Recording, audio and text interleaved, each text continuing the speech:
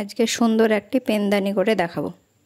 তার জন্য কাঁচের একটি কৌটো নিয়ে নিয়েছি, যে কোনো কৌটো নিয়ে নিলেই হবে। আমি একটা কফির কৌটো নিয়েছি, যেটা পুরনো, কোনো কাজে লাগছিল না, তাই ভাবলাম এটাকে পেনদানি করলে কেমন হয়। তার জন্য প্রথমে এভাবে সাদা রং দিয়ে পুরো কৌটোটাকে রং করে নেব।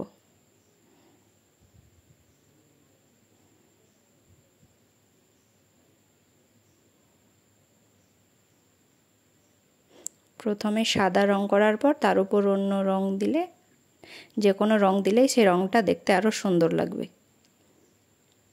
তার জন্য পুরো কৌটোটাকে সাদা রং দিয়ে প্রথমে রং করে নেব।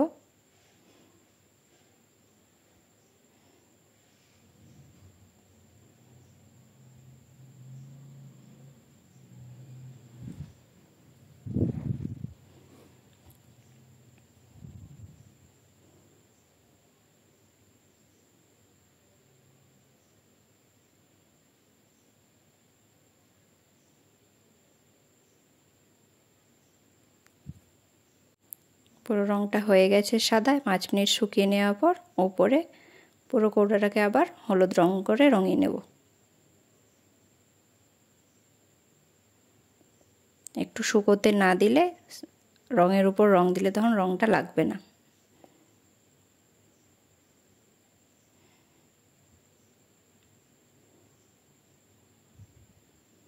একইভাবে পুরো কৌটোটাকে হলুদ রং দিয়ে রং করে নেব।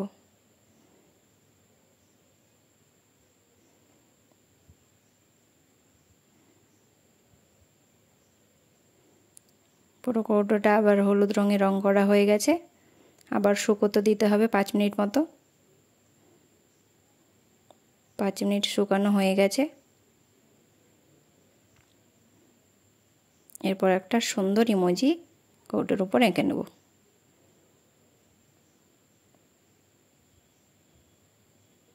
খুব সুন্দর এবং খুব তাড়াতাড়ি পেনদানিটা তৈরি হয়ে যাবে এবং দেখতেও খুব সুন্দর লাগবে।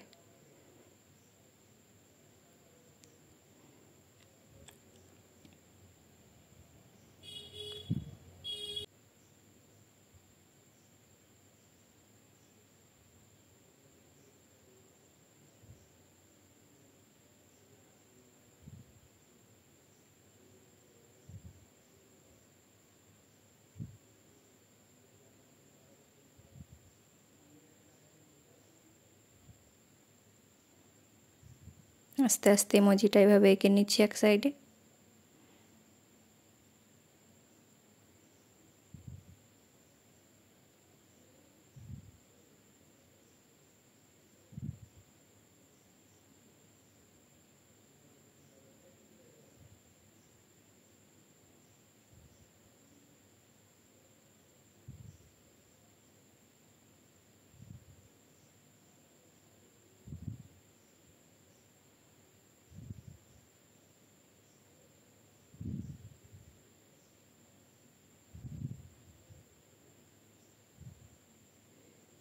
এক সাইডে ইমোজিটা আঁকা হয়ে গেছে।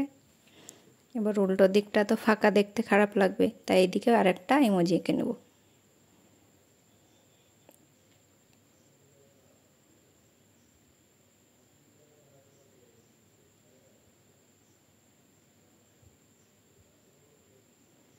দুই সাইডে দুই রকম ইমোজি এঁকে নিচ্ছি।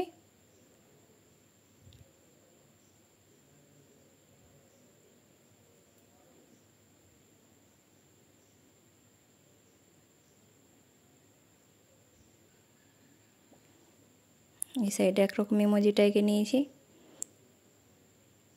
এবার ইমোজিটা দেখতে আরও সুন্দর যাতে হয়, তার জন্য এইভাবে রং করে নেব।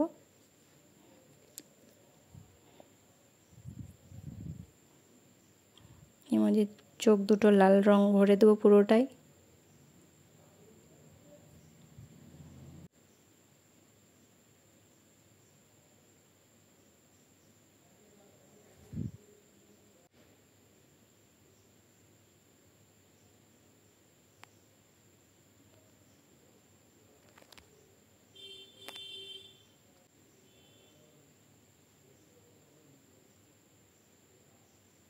এই সাইডের ইমোজিটাও যেটা বাকি ছিল রং করতে, সেটা রং করে নেব। ইমোজি দুটো কমপ্লিট। এবার দুই সাইডে যে ফাঁকা জায়গা সেটাতে এভাবে ডিজাইন করে নেব। ফাঁকা থাকলে দেখতে খুব একটা ভালো লাগবে না,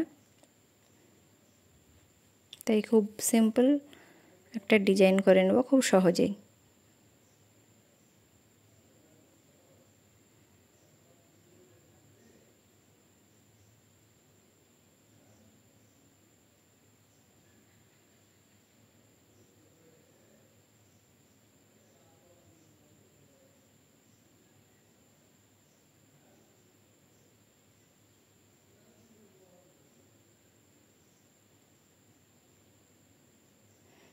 ডিজাইনটা হয়ে গেছে প্রায়। দুই দিকে একইভাবে এঁকে নেব।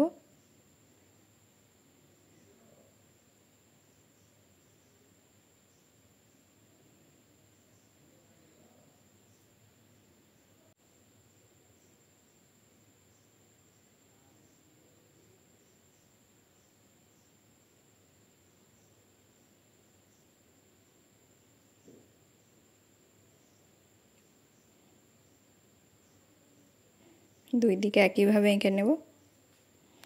পেনদানিটা তৈরি প্রায় কমপ্লিট। নিচটা ফাঁকা ফাঁকা লাগছিল, তাই এভাবে আর একটু ডিজাইন করে নিচ্ছি।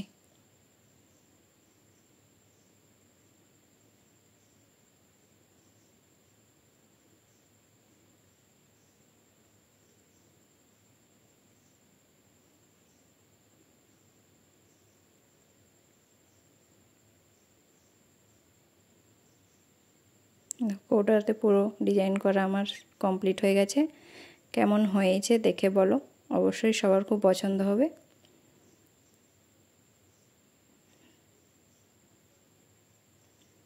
সবাইকে খুব ধন্যবাদ ভিডিওটি দেখার জন্যে।